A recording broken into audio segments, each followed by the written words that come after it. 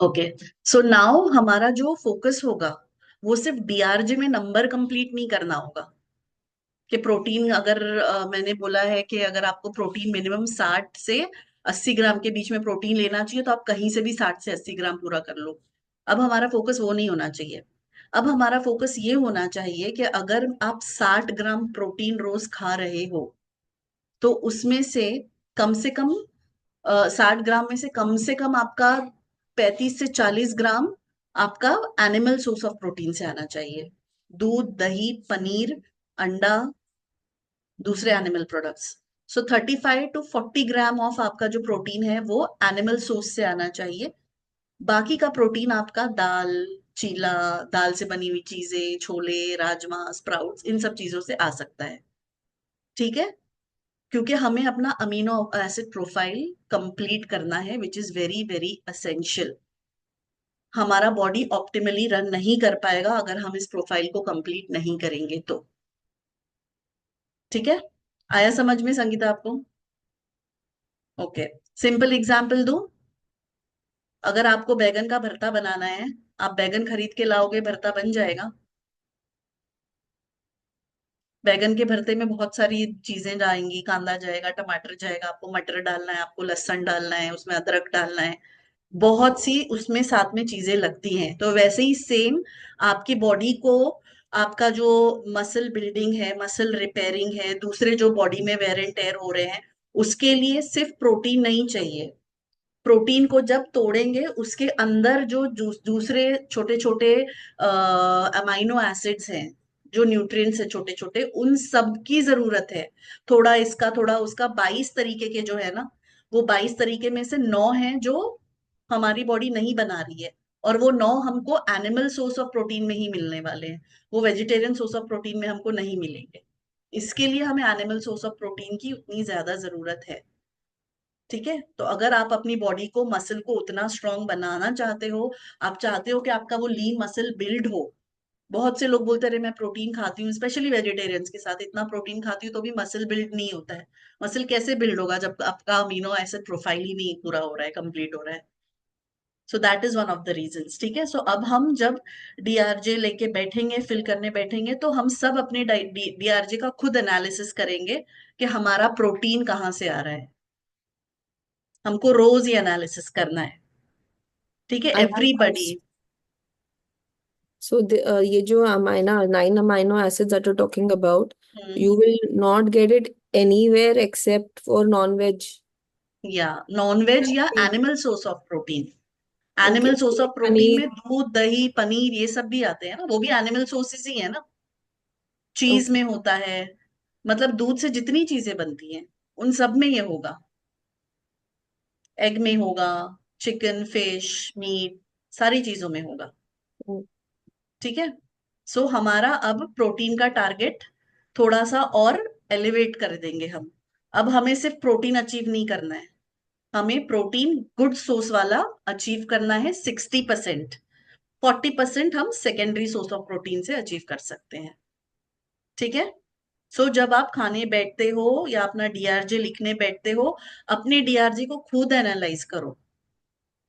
खुद एनालाइज करो कि आपका कार्बोहाइड्रेट कितना गया, जीएल कहाँ तक गया, आपका फैट और कार्ब कितना हुआ है आज।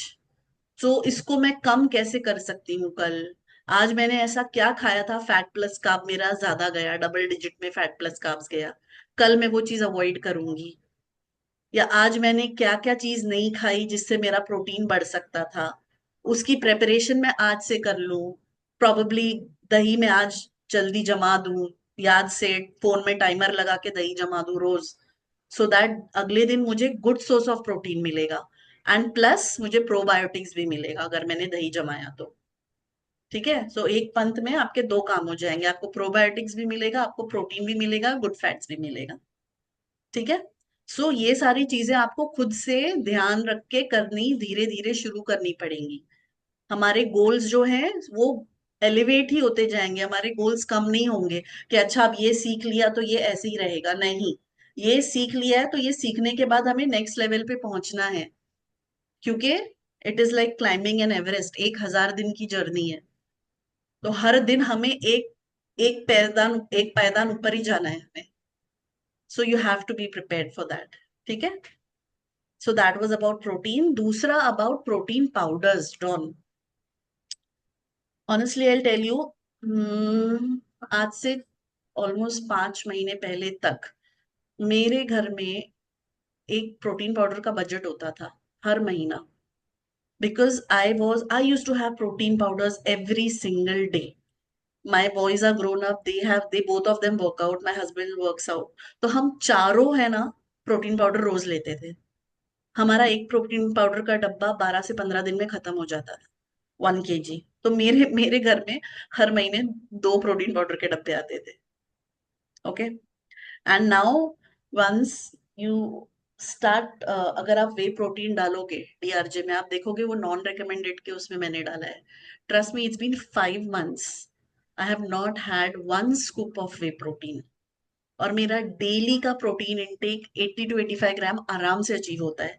पहले जब मैं प्रोटीन पाउडर लेती थी तभी भी मैं 85 ग्राम प्रोटीन नहीं अचीव कर पाती थी. And now without a protein powder, I'm very easily able to achieve 80 ग्राम. तो मिनिमम है ही मेरा. 75 to 80 to 80 ग्राम के बीच में होता ही है मेरा रोज का प्रोटीन.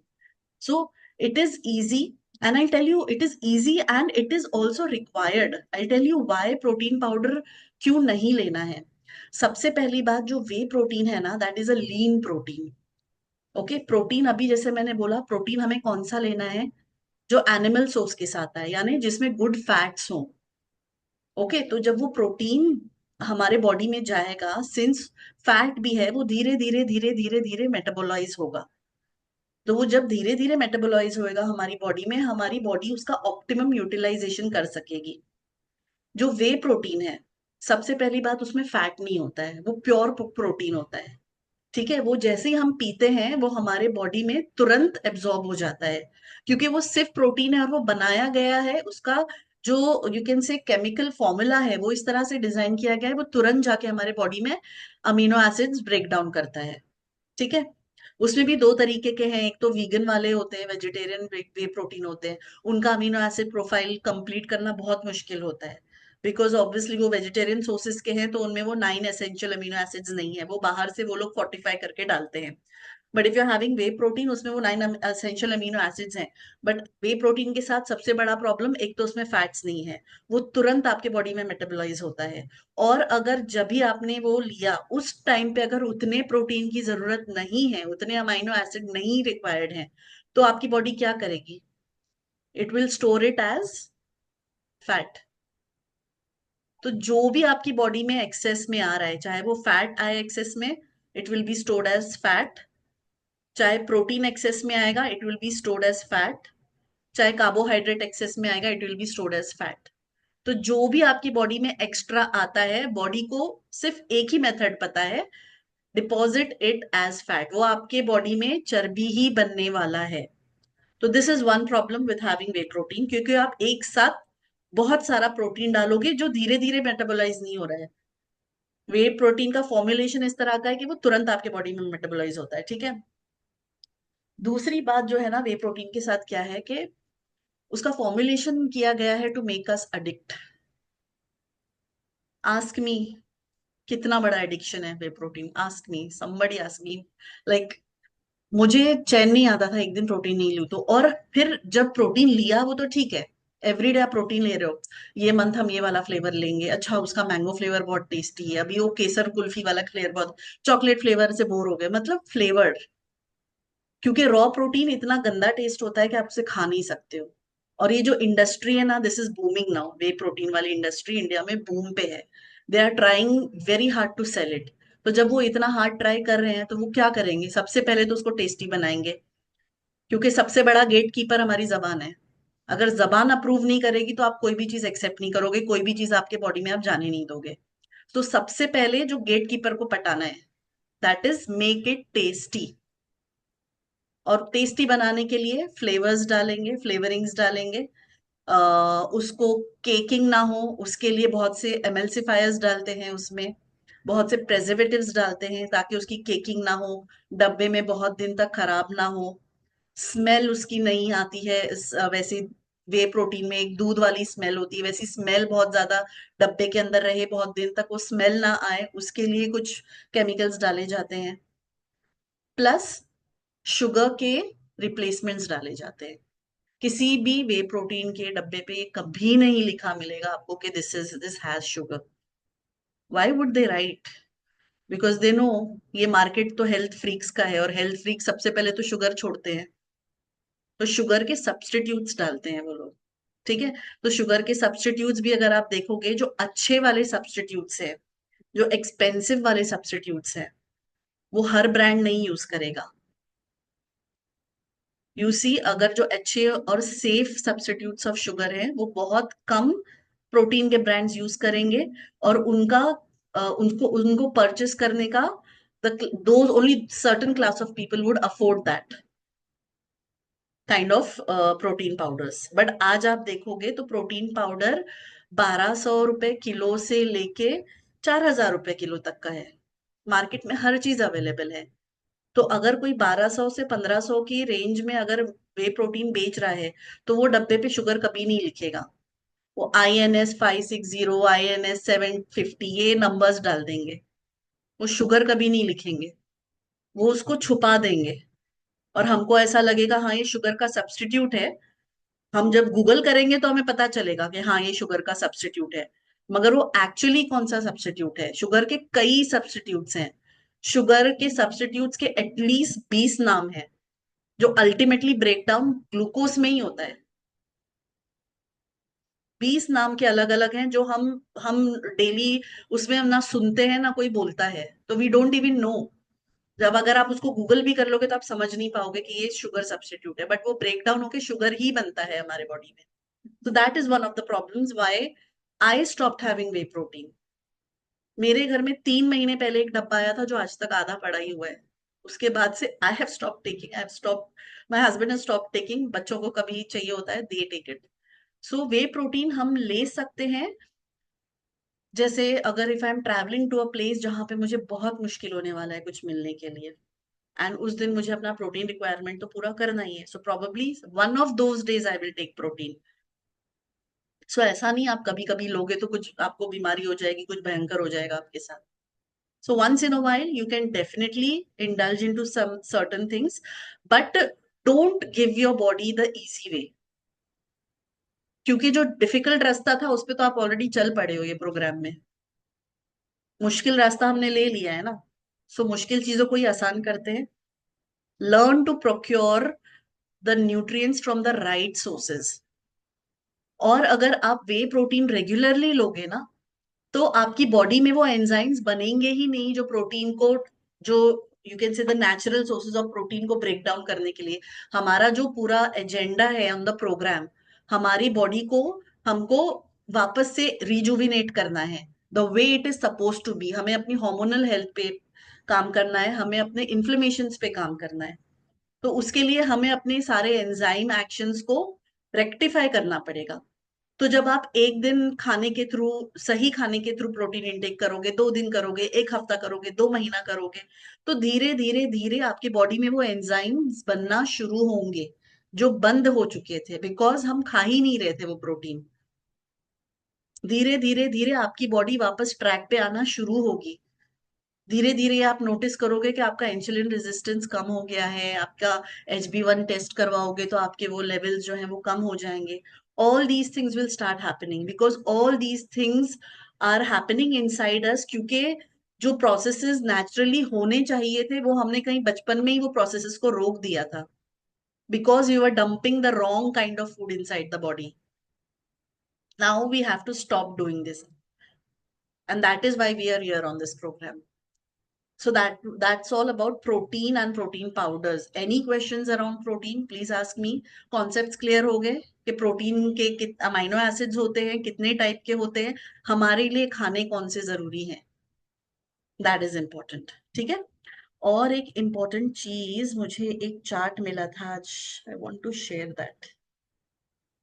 ग्लाइसेमिक इंडेक्स और ग्लाइसेमिक लोड के बारे में एक है ना, बहुत अच्छा इंफॉर्मेशन मिला था। I just thought I will share that information. You all can see the screen. दिख रहा है screen? Yes. Okay, now you see the glycemic index and the glycemic load. Peanuts, ये देखो यहाँ पे ग्लाइसेमिक इंडेक्स लिखा है और यहाँ पे ग्लाइसेमिक लोड लिखा है। पीनट्स देखोगे, ग्लाइसेमिक इंडेक्स, तो 100 ग्राम पीनट अगर आप खाओगे उसका ग्लाइसेमिक इंडेक्स जो है ना 15 है।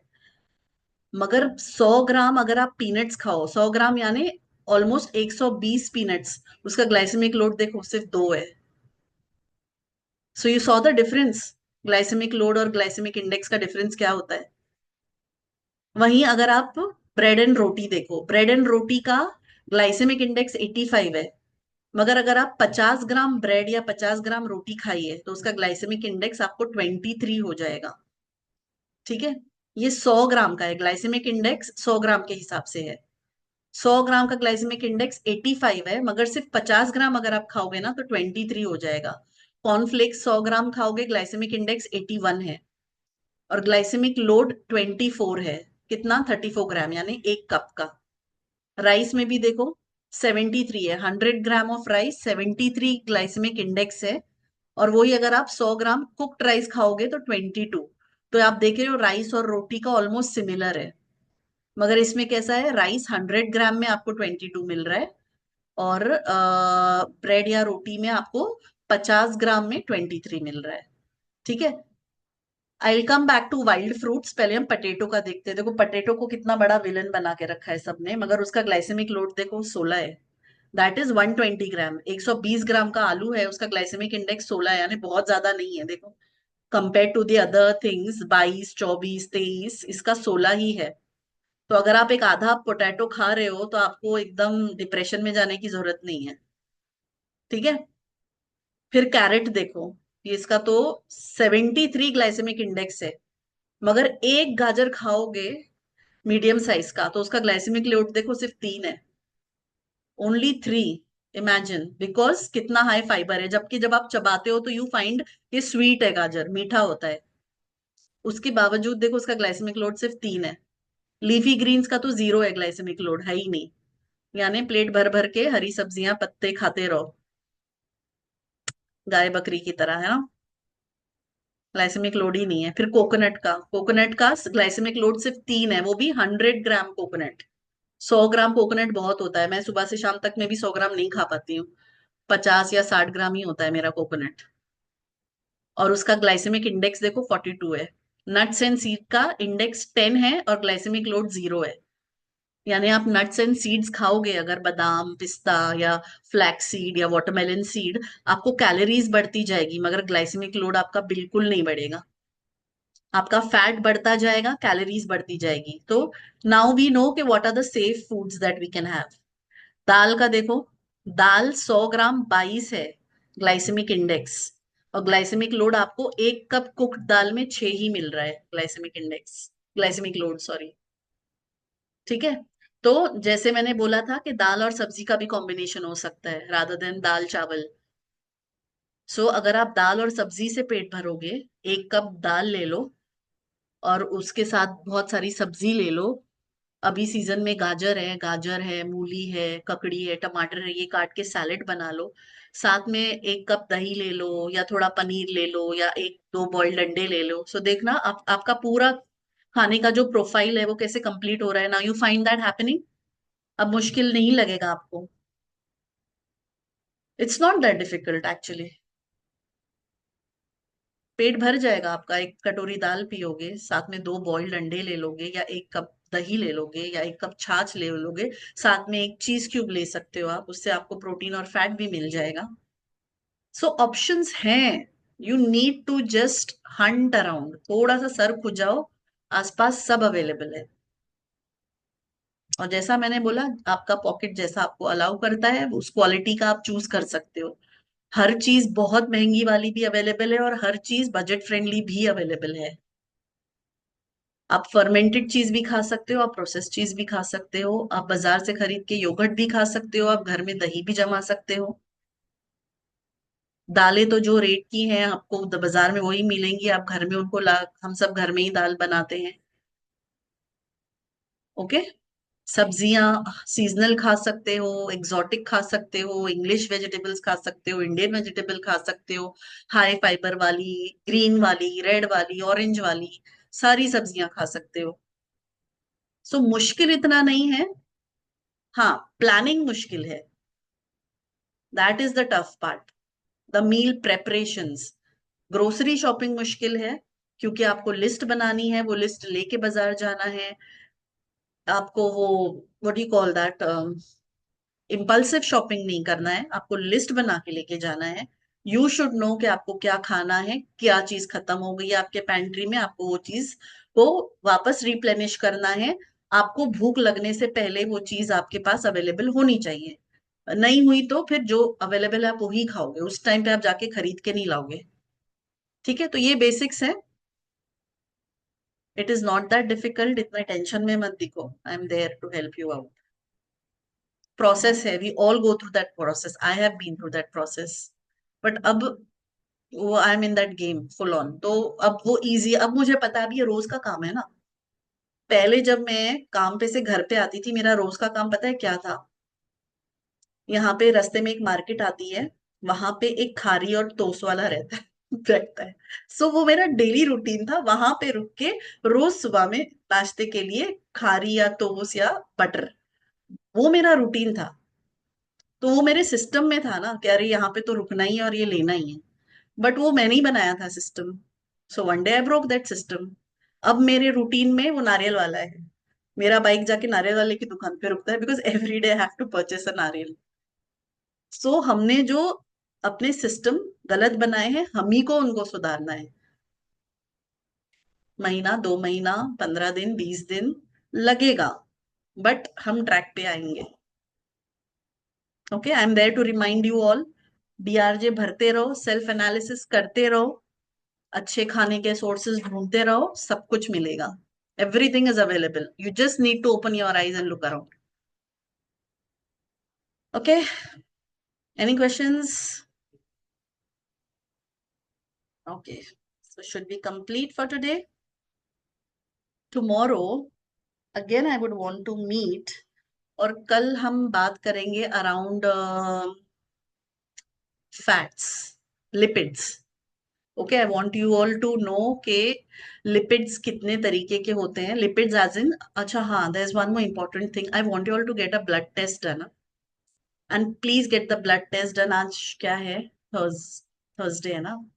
फ्राइडे, मतलब ये वीक में ब्लड टेस्ट कर लो। कुछ बेसिक पैरामीटर्स हैं जो मैं आपको दूंगी, बहुत कुछ नहीं करना है, बिकॉज अभी वी आर जस्ट लाइक एक हफ्ता 8 दिन हुए हैं हमको। सो अभी ये ब्लड टेस्ट करा लोगे तो हमको पता रहेगा बिगिनिंग ऑफ द जर्नी हमने कहाँ से किया था। और अगर हम 2 महीना 2.5 महीने के बाद जब हम करेंगे स्टेइंग ऑन दिस प्रोग्राम, हमको पता चलेगा कि हम कहाँ हैं। बहुत डिटेल ब्लड टेस्ट नहीं है, मुझे बहुत सारे पैरामीटर्स नहीं चाहिए। मुझे वही पैरामीटर्स चाहिए जिसके ऊपर हम काम कर रहे हैं, जो हमारे इन्फ्लेमेशन के हैं, अ, हमारे लिपिड प्रोफाइल है, शुगर प्रोफाइल है, और विटामिन डी के लेवल्स। ठीक है, तो ये चीजें हैं जिनके ऊपर हम काम कर रहे हैं इस प्रोग्राम में। तो 5 6 7 कुछ पैरामीटर्स हैं जो मैं ग्रुप में डाल दूंगी, वो ब्लड टेस्ट जरूर करा लेना कहीं पे तुम लोग। और वो ब्लड टेस्ट करा के अगर आप डीआरजे में देखोगे ना, तो एक सेल्फ असेसमेंट है। तो ब्लड टेस्ट में आप सेल्फ असेसमेंट में एंट्री कर देना डेट के साथ, क्योंकि ये डेट पे हमारे ये पैरामीटर्स थे। तो 2.5 3 महीने बाद या 2 महीने बाद जब हम दूसरा ब्लड टेस्ट कराएंगे, हमको पता चल जाएगा कि what was the improvement on this programme. Okay, I will send this, please get the blood test done. And ये ब्लड टेस्ट जब हो जाएगा, I think I will take that huddle बाद में, जो लिपिड्स वाला है ना, after we get the blood test done, उसके बाद में कोलेस्ट्रॉल्स, ट्राइग्लिसराइड्स क्या होते हैं, हमको उनसे कितना डरने की जरूरत है, क्यों डरने की जरूरत है, will know a lot about that. But I think I will speak about it once you get the blood test done. So कल के हडल में आई विल ड्रॉप इन के हम क्या बात करेंगे। Again we can talk on supplements, supplementation के ऊपर कि कौन कौन से सप्लीमेंटेशन जरूरी हैं, वो भी एक टॉपिक है जो मुझे डिस्कस करना है। So let's see, again will meet tomorrow and discuss something new. Okay? Chalo. Take care. Good Hi, good night. night. Yeah. Bye.